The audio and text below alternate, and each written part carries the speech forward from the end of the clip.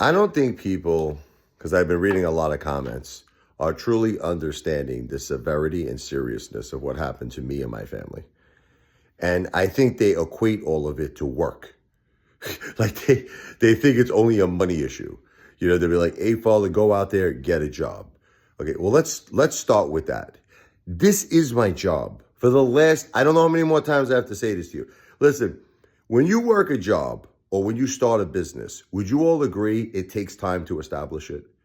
Like, you don't just instantly become a success, right? Like, I'll give you the example. When I worked in real estate, okay, I'm just going to give you a few examples, okay? It took me an entire year, 12 months before I sold my first house.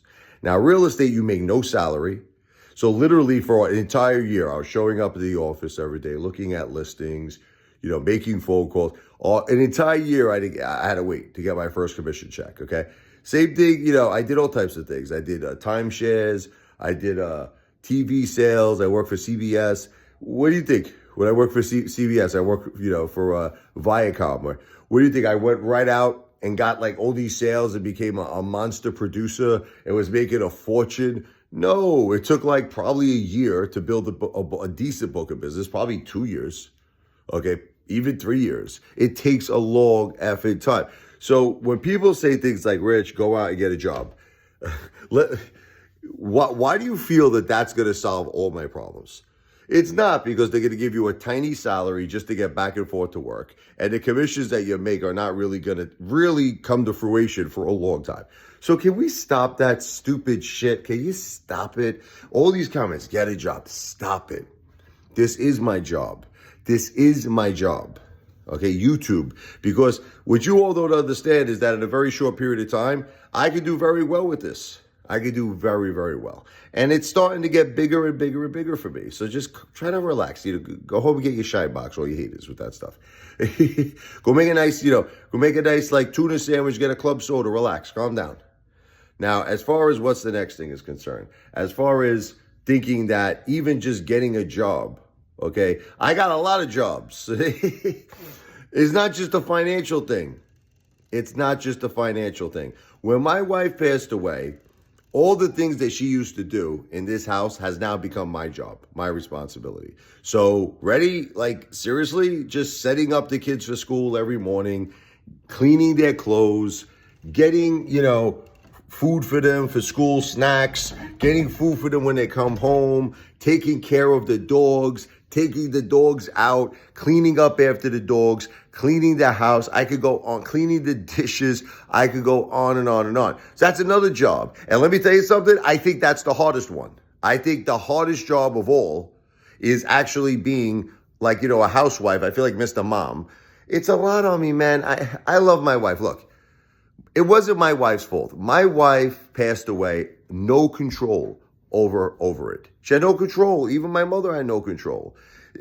It's just, it's a tragic sin that this happened. It's tragic. My wife didn't want to leave her family. She loved us. Jennifer loved me, and Jennifer loved our children with all her heart and all her soul. Unfortunately, just the girl battled cancer for 10 years. And, the cancer, when it got to the brain, made it very difficult for this poor baby, this poor girl, to chew and swallow. She wound up getting aspiration pneumonia. It was no fault of hers. She fought. The will that she had to live for her family, I never saw a person fight like her. She fought for a month and a half. This girl's on a ventilator 2 times, once for 5 days, once for 60 days. She didn't want to go. She was like, I'm fighting. It's so sad to me.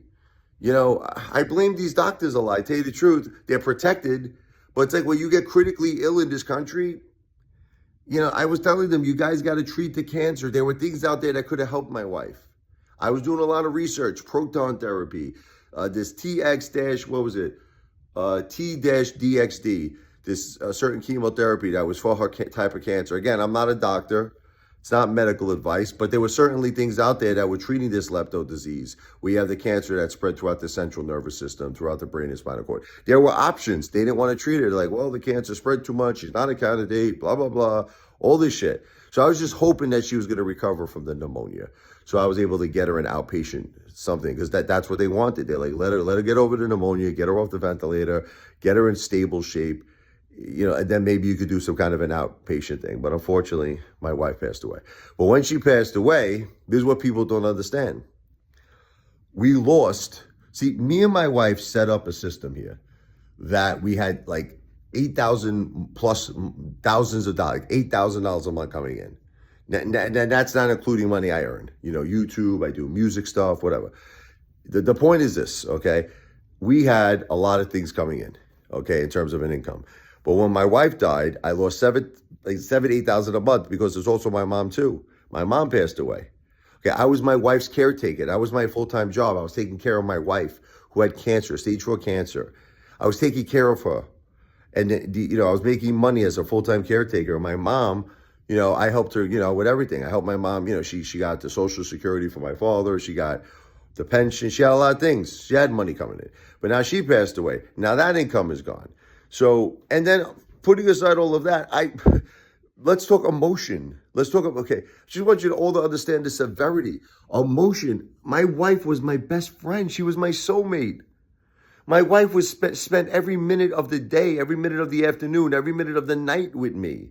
She made love to me. She was my lover. She was my best friend. She took care of me. When I'm down, she gave me the emotional support, the healing support. She was my support system. That's why I didn't need nobody else. Now it's happening that she's gone.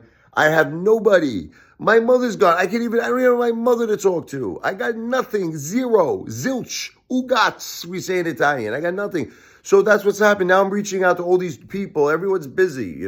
You're rich. I can't help you. Go home, get your shine box. Like, Rich, I got a family. I got to go to work. I got to pick up my kids. I got to do this. I got to take the kid, to the store to buy the G.I. Joe with the Kung Fu grip. You're like Eddie Murphy and like Trading Places. No one's got time for me. So that's another thing, is that YouTube has become my full-time support system. All of you have become my full-time support system. So listen, God bless all of you. Try to find in your heart a father. RichardLevoi wants to make YouTube my career, and I could do so with your support. This is my Cash App. If you don't have Cash App, remember, you could always do a super thanks, or if it's a live stream, a super chat. But my Cash App, if you have it, is Richard. It's RichardLevoi. It's a $ RichardLevoi. $RichardLevoi. There is no space, no underscore in between my first and my last name. Okay? Any small contribution, I'm going to be giving big shout outs. I'm starting it today. And it just helps my family. If you think I'm a great entertainer, you want to see me on YouTube, you want to see me continue my entertainment, I appreciate your support. And just to help a family in need, I got 2 kids, Michael and Sophia. Michael's 14, Sophia is 11. So God bless all of you. That's the story. That's the truth root. That's the facts, Jack. God bless. Thank you. God bless you and your family.